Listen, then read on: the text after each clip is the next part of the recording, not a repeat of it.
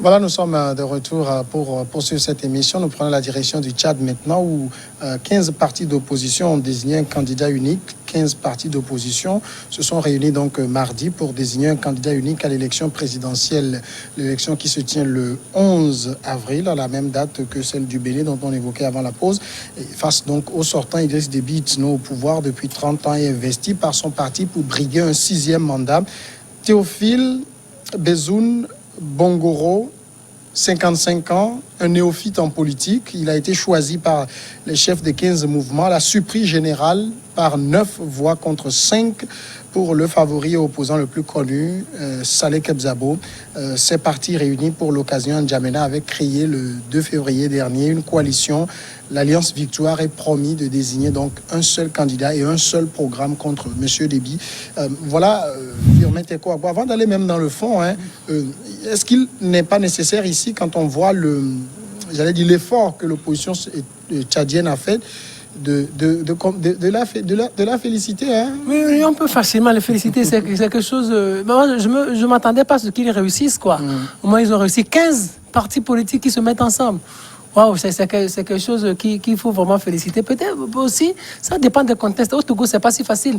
Parce que nous avons un contexte beaucoup plus compliqué, assez de frustrations, assez d'aigreurs que nous avons connus ces dernières années. Même au début des années 90, ça n'a pas été tellement facile. Aussi, du jour au lendemain, eux, ils réussissent à avoir un candidat unique avec 15 formations politiques, avec cette diversité d'opinions, cette diversité de programmes politiques. Mais ils ont quand même réussi à avoir un candidat avec un programme. Je pense que c'est des gens qu'il faut féliciter. On peut peut-être saluer leur maturité. Mais ce qu'ils veulent, en fin de compte, c'est quoi? C'est d'arriver à converger leurs forces pour pouvoir battre dans les urnes le président sortant Idriss Déby.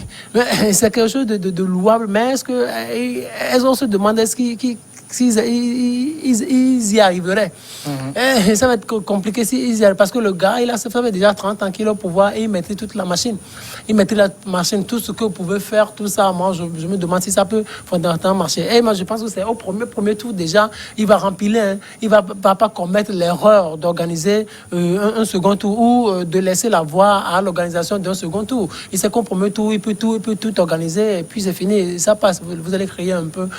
Et puis, l'autre avantage avec cette candidature unique, après les élections, le président Déby pourrait choisir peut-être un premier ministre ou pourrait faire un gouvernement d'union nationale, ou il ne parle même plus d'union nationale maintenant. Hein. Ces chefs d'État ne parlent plus d'union nationale, mais pas de l'âge ouverture. Peut-être on pourrait faire un gouvernement de l'âge ouverture, on aurait besoin de ceux-là. Ce qui fera partie, Idriss Déby, du pouvoir, 1, c'est la France, 2, c'est Idriss Déby lui-même qui va choisir de ne plus se présenter, ou à moins qu'il fasse venir peut-être un de ses fils qui lui succède au trône. Sinon, on peut avoir même 1000 candidats uniques, on peut organiser des choses jusqu'à avoir un candidat, même demi-candidat unique, c'est-à-dire où c'est tellement beaucoup plus affiné. Il serait difficile à cette opposition de battre Idriss Déby dans les urnes. Adam Adjornou, donc sur la prouesse d'arriver à désigner un candidat unique. Je pense qu'il est trop tôt de pouvoir donc saluer une certaine union entre les partis politiques de l'opposition pris dans leur globalité en Afrique. Parce que vous savez, en Afrique, il y a une similitude lorsque nous prenons la question politique. C'est vrai, avec des disparités suivant donc la tradition de chaque région. Parce que lorsque nous prenons l'Afrique centrale, on n'a pas les mêmes traditions que ce que nous avons aussi aujourd'hui en Afrique de l'Ouest. Sinon, si nous restons, disons, dans ce volet-là, vous constaterez réellement, prenant donc l'Afrique centrale, on a vu ce qui s'est passé en RDC où les gens sont convenus sur un candidat unique. Et donc, de retour, on a vu ce qui s'est passé avec Tshisekedi. Je n'apprends rien à personne. Donc, je pense que c'est trop tôt. Surtout lorsque vous prenez cette formule-là qui a permis, en tout cas à tous ces partis politiques-là, qui ont fait leurs preuves, qui ont déjà participé à des élections, qui ont un poids politique. C'est là où moi je me dis aujourd'hui, il y avait une certaine humilité à ces leaders-là. Parce que chez nous, au Togo, ce ne serait pas le cas. Parce que les gens estiment que voilà, j'ai fait tel pourcentage. Donc il faudrait, si ce n'est pas moi, personne d'autre. Déjà, il faudrait donc déjà saluer cette maturité ou cette humilité exprimée par ces forces de partis politiques en présent. Mais quelque part également, si réellement il y avait donc libre choix de pouvoir donc choisir ce candidat, c'est une bonne chose. Mais s'il y a des manipulations, parce que nous savions également que prenant dans ces politiques-là, il y a des gens qui font, puisque c'est un homme qui n'a pas été présenté comme un régime, mais il y a aussi des alliances, contre-alliances d'ailleurs qui se nouent avant même d'arriver. Si c'est le cas, je pense que c'est une union qui ne va pas résister dans le temps. Parce que tout ceci ressortira tôt ou tard, et cela va réellement fausser si réellement donc ce choix-là entre les partis politiques de l'opposition a été donc fait dans une certaine transparence où chacun avait eu une adhésion sur cette personne-là pour voter. Je pense que ça va résister. Mais bon, nous ne le souhaitons pas de toutes les façons. Pour une première fois, on a constaté une opposition dans un pays comme le Tchad qui s'est réuni aussi pour une première fois. Parce que, lorsque je le disais tantôt, dans aucun pays africain, vous n'allez réellement, aller constater réellement qu'une opposition s'est réunie comme ça. C'est très difficile pour la plupart du temps. Mais aujourd'hui, cette culture au niveau du Tchad a beaucoup changé, puisque l'esprit de chaque opposant, c'est de pouvoir donc faire stopper Idriss Déby, qui a déjà fait 30 ans au pouvoir et qui veut encore remplir pour un 6e ou 5e mandat. Sixième mandat. Et ça, d'abord, aujourd'hui, au niveau des partis d'opposition, il faut faire taire leurs divergences dans un premier temps. Trouver la formule idéale qui permettra donc d'arriver donc à bout d'Idriss Déby, si même il est beaucoup plus au niveau même de la sous-région, puisque aujourd'hui dire que Idriss Déby, d'autres facteurs peuvent régenter du fait qu'on veut réellement d'Idriss Déby. Mais sur le plan national, l'opposition veut réellement donc courber les chines à Idriss Déby. Je pense que ce facteur déjà qui est choisi est déjà une bonne chose. Alors, ce que Yadam le soulignait très bien, ce qui est donc très remarquable, c'est que Théophile Bebzoun Bongoro est un néophyte en politique au niveau du Tchad. Il n'est même pas très connu, contrairement à Saleh Kebzabo. Peut-être pour expliquer ça à ceux qui nous regardent, Saleh Kebzabo, c'est un peu le Jean-Pierre Fabre du Tchad. C'est comme si vous laissez celui-là et que vous allez choisir qui, si on doit faire la transposition ici. On choisit qui, pas bon, mais... un néophyte en politique. Peut-être qui on peut prendre, bon. Peut-être un docteur Ton. Oui, qui est relativement connu aussi. On va choisir Il y a peut-être un grand inconnu qu'on sort du chapeau, un néophyte en politique. Moi, je vais parler peut-être du professeur Dossé. Oui, professeur Dossé, qui n'est pas un politique. Alors, celui-là, écoutez très bien ce que dit Saleh Kebzabo pour saluer le choix. Il dit le processus démocratique de cette élection vient d'avoir lieu au niveau de l'opposition, au niveau de l'Alliance Victoire. On prend acte et on continue. Donc, le monsieur sait que c'est moi qui suis ce qu'on appelle chez nous le chef de file de l'opposition, mais je n'arrive pas à battre le pouvoir. On choisit quelqu'un d'autre et il accepte démocratiquement. Non, c'est ce que Adam a dit tout à l'heure. C'est une certaine humilité, quoi. C'est-à-dire, il est difficile de dénoter cela aujourd'hui dans certains pays africains. En Côte d'Ivoire, vous ne verrez pas ça. Hein. Oui, en Côte d'Ivoire, mais c'est des gens qui sont mûrs en politique, c'est-à-dire c'est des gens qui ont eu à traverser des choses, oui, qui ont eu une certaine expérience sur le plan politique. Donc, il y a le moi, l'intérêt. Parce qu'en politique, ce qu'il ne faut pas oublier, quand le gars, il est politicien, c'est son intérêt qu'il cherche d'abord. Hein. C'est son intérêt. Le politicien, c'est son intérêt. C'est arriver à conquérir le pouvoir. C'est son intérêt d'abord. Et ça, c'est la société civile qui ne parle pas trop politique, c'est-à-dire intérêt beaucoup plus politique et immédiat. Mais l'homme politique, c'est son intérêt. Or, les politiciens en Côte d'Ivoire, c'est leur intérêt dans l'immédiat.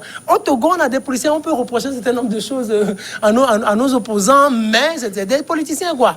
Ils sont mieux que d'autres politiciens, comme des politiciens, pour m'excuser, des politiciens béninois, des politiciens. Ils ont une certaine expérience, plus que les politiciens tchadiens. En fait, c'est ça qui nuit aussi à l'avancée, ou à un certain nombre d'avancées qu'on pourrait avoir ici au Togo. Mais à ce niveau-là, eux, ils noient, au niveau du Tchad, ils noient leur intérêt au profit de l'intérêt collégial, au profit de l'intérêt national. C'est ça, c'est là où ils arrivent à faire la démarcation.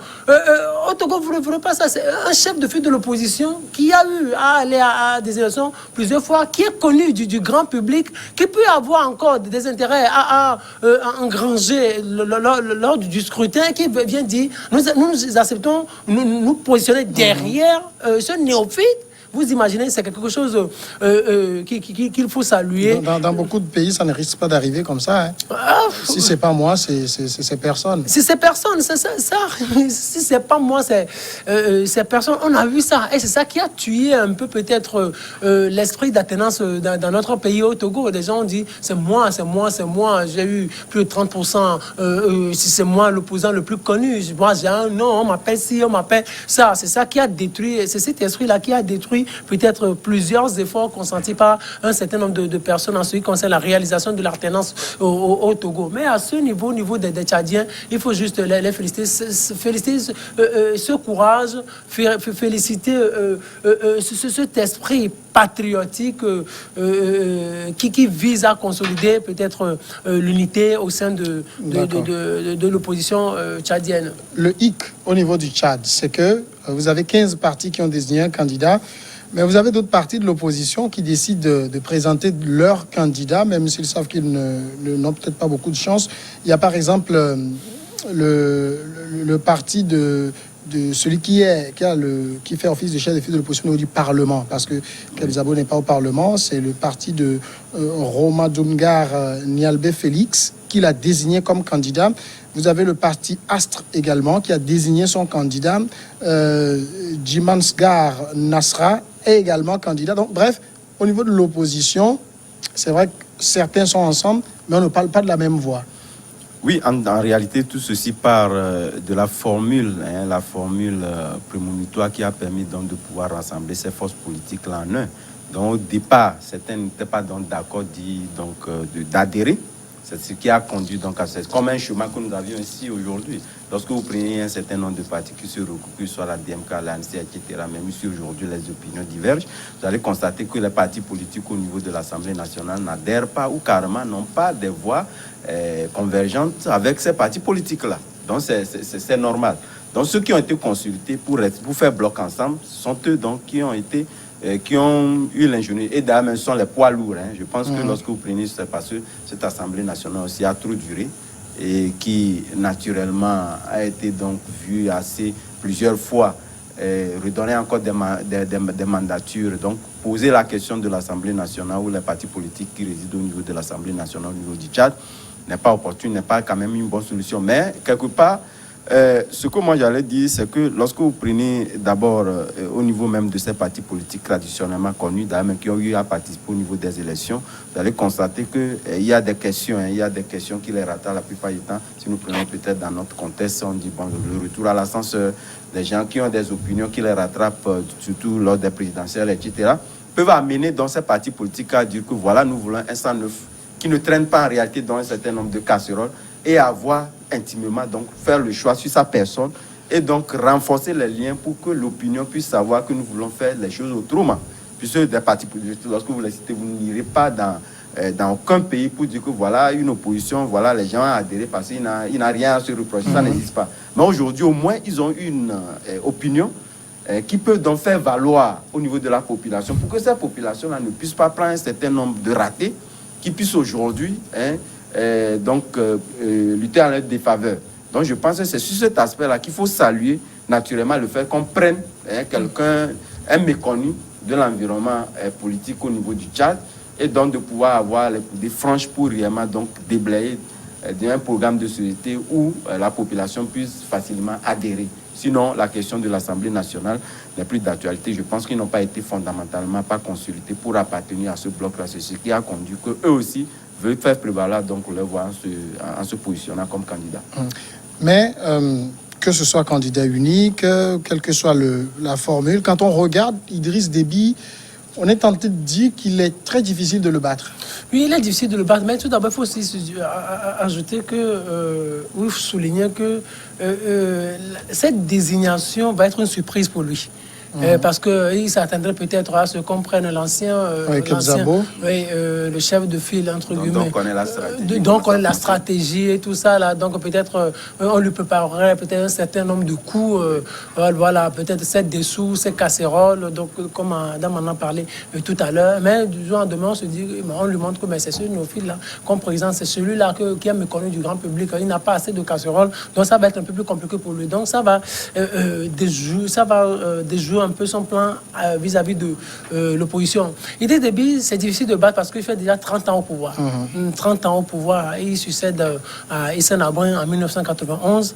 Aujourd'hui, il fait 30 ans. Il est devenu maréchal. Et l'autre chose, il a tout d'abord l'appui de la communauté internationale. Il est là-bas, c'est parce que la France l'a voulu. Regardez, il était entre-temps à l'Élysée, le maréchal reçu à l'Élysée à quelques jours de l'élection présidentielle. C'est juste dire simplement que c'est une image très forte, une image à l'endroit de l'opposition pour dire à l'opposition, ah monsieur, moi j'ai le soutien de la France. Et il a le soutien de la France parce que la France aussi se sert de son pays pour gérer un certain nombre de choses sur le plan militaire.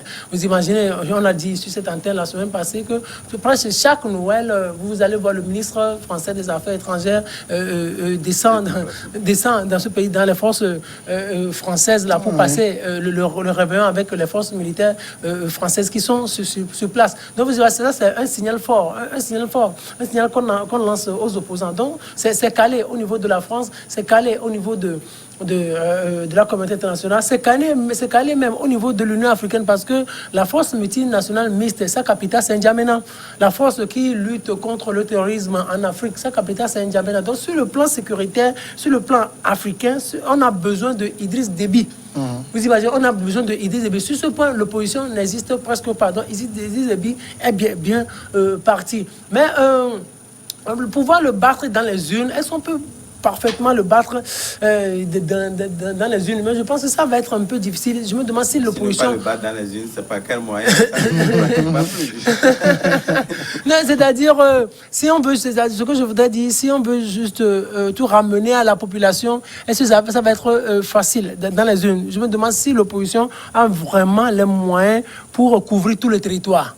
Pour couvrir tout le territoire. Avec cette union, c'est un peu possible. Pour couvrir tout le territoire. Et si l'opposition peut couvrir tout le territoire avec des moyens en termes de ressources humaines, des moyens en termes financiers, est-ce que l'opposition a des moyens pour vérifier tous les procès-verbaux dans tous les bureaux de vote du nord au sud, de l'est à l'ouest? Est-ce que l'opposition peut avoir les résultats à temps? On peut voter à midi, on peut voter le matin et à midi, on a les résultats. Quelque chose, hein?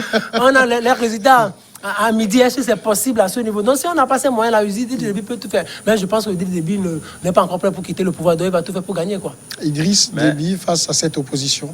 Non, là où ça va se jouer en réalité, comme vous l'avez évoqué tout à l'heure en parlant de moyens, ce qui est un facteur très important qui va véritablement jouer non seulement au niveau des présidentielles, mais également les élections législatives qui sont même annoncées après 3 mois des présidentielles. C'est là où cette union-là peut véritablement avoir des chances d'engranger un certain nombre de voix. Puisque un parti politique ou carrément un leader politique pris uniquement ne peut pas couvrir le Tchad, le Tchad tout entier. Donc, avec cette union-là, voir les chances en présence pour réellement donc battre le candidat positionné au niveau des législatives. Sinon, parlant des présidentielles, je pense que il n'y a pas quand même matière à pouvoir donc débattre dans la mesure où Idriss Déby, il a l'assentiment de la communauté internationale pour des raisons évidentes liées donc à cette crise-là, pour le rôle très important qu'il joue au niveau même des forces mixtes. On parle de Takuba, on parle etc. Idriss Déby est sollicité aujourd'hui au niveau international. C'est pour cela d'ailleurs même certaines opinions qui sont exprimées entre-temps liées donc à un certain nombre de choses aujourd'hui. Ces opinions-là se sont tues carrément compte tenu du fait qu'on sait que Idriss Déby aujourd'hui est un acteur, est un maillon très essentiel dans cette lutte-là. Le changer serait quand même très difficile. Et surtout lorsque vous prenez en face l'opposition qui exprime aujourd'hui un désarroi au niveau même de ces forces-là, puisque c'est elle, cette opposition, qui tend à pouvoir donc exprimer le fait que nous sommes en face d'une force d'occupation en parlant donc de ces forces étrangères-là qui sont positionnées au niveau de ces pays-là. Donc tout ceci joue en défaveur de l'opposition. Donc sans quoi, je pense que l'opposition peut quand même capitaliser au niveau de cette union, au niveau des législatives, mais au niveau des présidentielles, je pense qu'il n'y a pas beaucoup à attendre. D'accord. Voilà qui nous amène aussi à la pause très courte et on revient continuer.